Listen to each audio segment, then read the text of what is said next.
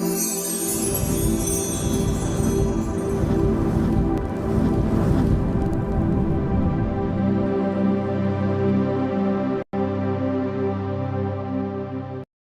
বন্ধুরা, how are you all? Welcome to my first টট। আশা করি তোমরা সবাই ভালো আছো, সুস্থ আছো, উন্নতি করছো।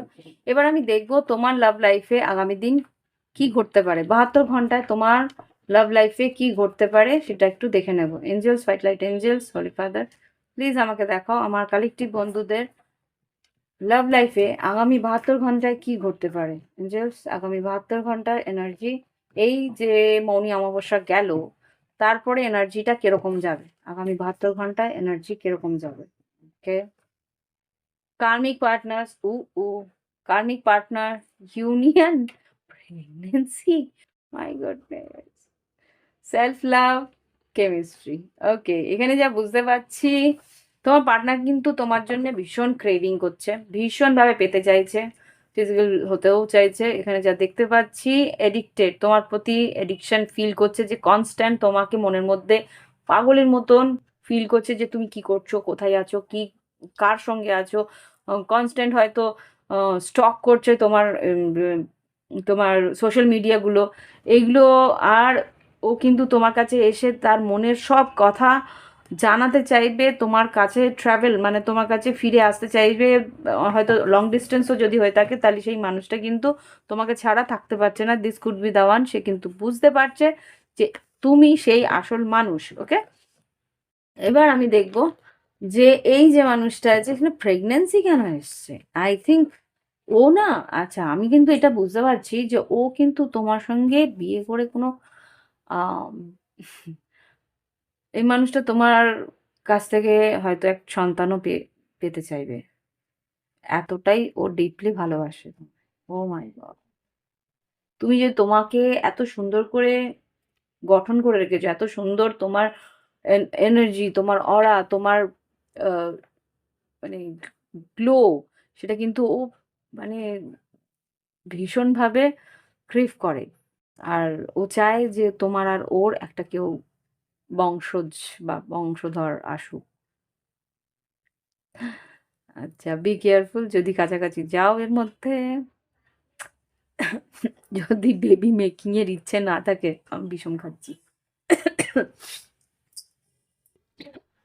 মাই গুডনেস, বেবি মেকিং এর ইচ্ছে না থাকে, বি কেয়ারফুল, প্রোটেকশন নিও।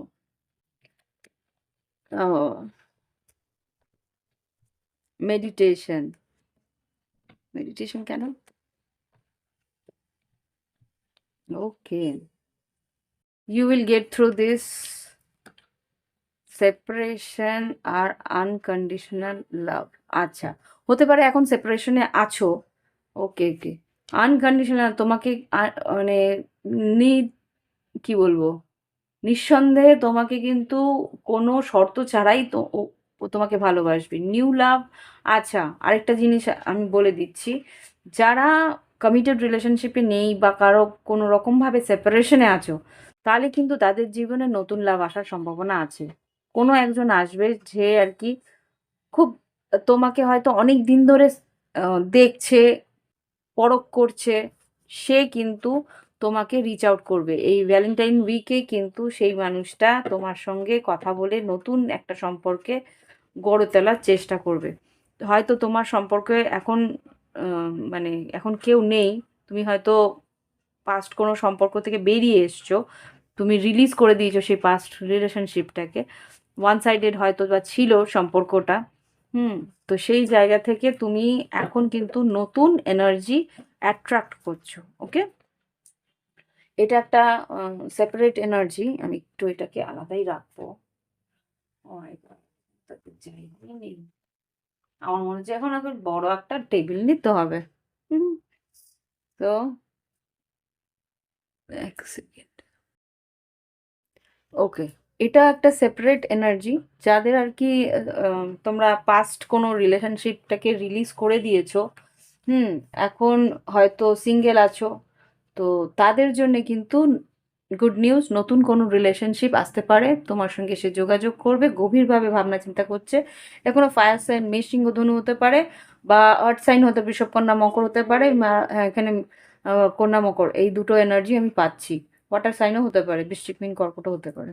ওকে, তো এই হচ্ছে গিয়ে এনার্জি। আর এখানে যেটা আর কি কমিটেড রিলেশনশিপে আছো, হতে পারে কিছুটা হয়তো নো কন্ট্যাক্টে আছো, সেপারেশনে আছো, সেই মানুষটা কিন্তু তোমার সঙ্গে ইউনিয়ন চাইছে।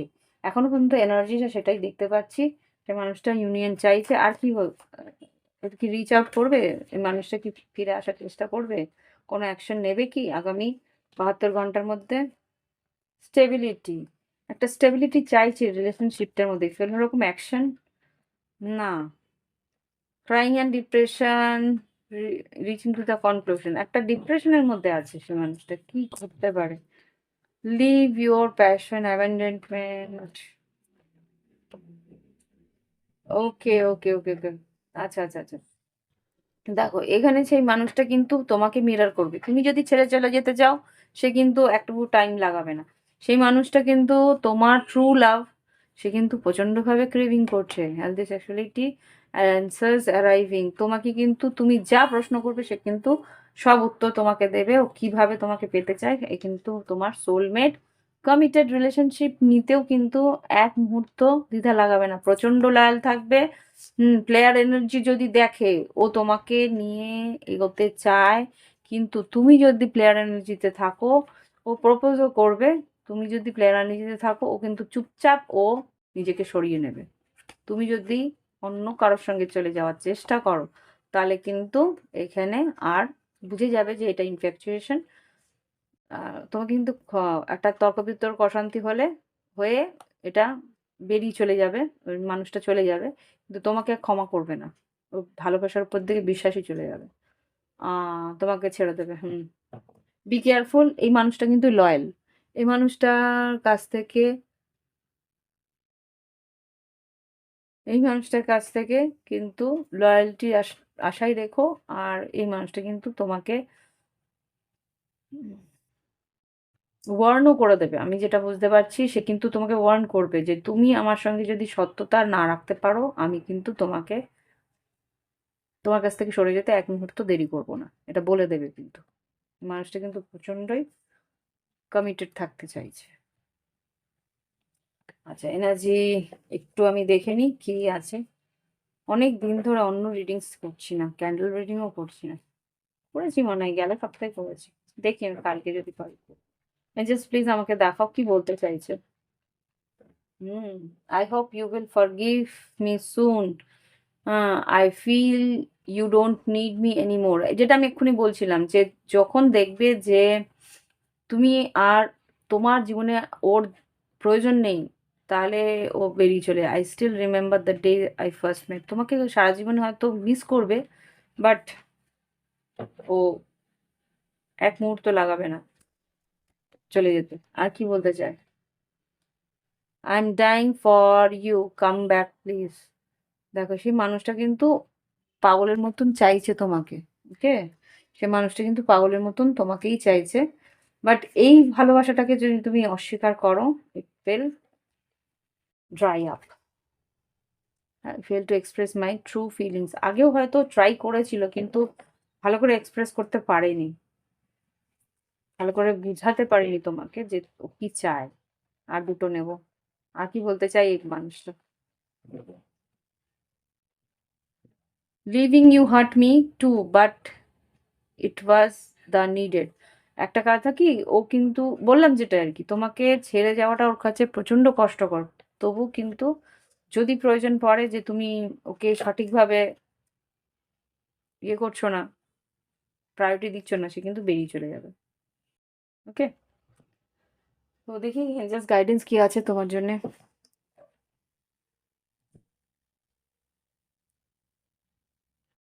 হুম, জাস্ট প্লিজ আমাকে গাইডেন্সের জন্য কার্ডস দাও। জাস্ট গাইডেন্সের জন্য কার্ডস দাও প্লিজ। 3 থেকে 4টে কার্ড দেবে গাইডেন্সের জন্য। By the book.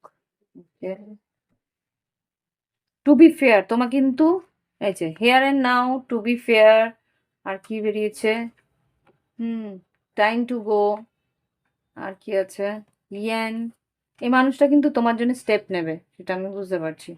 R by the book, loyal থাকার চেষ্টা করো, তাহলে কিন্তু এই মানুষটা থাকবে। আর সে মানুষটার সঙ্গে ফেয়ার জাজমেন্ট করবে, মানে ও যেটা পাওনা সেটাও কিন্তু ওকে দিতে হবে। ওকে? আর বাই দ্য বুক মানে বুঝতেই পারছো, কিন্তু ও যা নীতি তাই দিয়েই চলে, নীতির বাইরে কিন্তু যাবে না। সেই মানুষটাও সেটাই চায়। হুম। তো এই হচ্ছে কি রিডিং।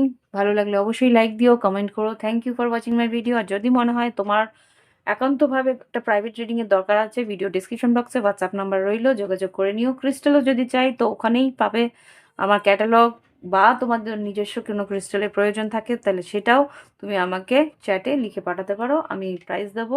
অনলাইন পেমেন্ট করলে তোমার বাড়িতে তোমার ক্রিস্টাল পৌঁছে যাবে। ওকে, বাই বাই, হ্যাভ ফান, ভালো থেকো।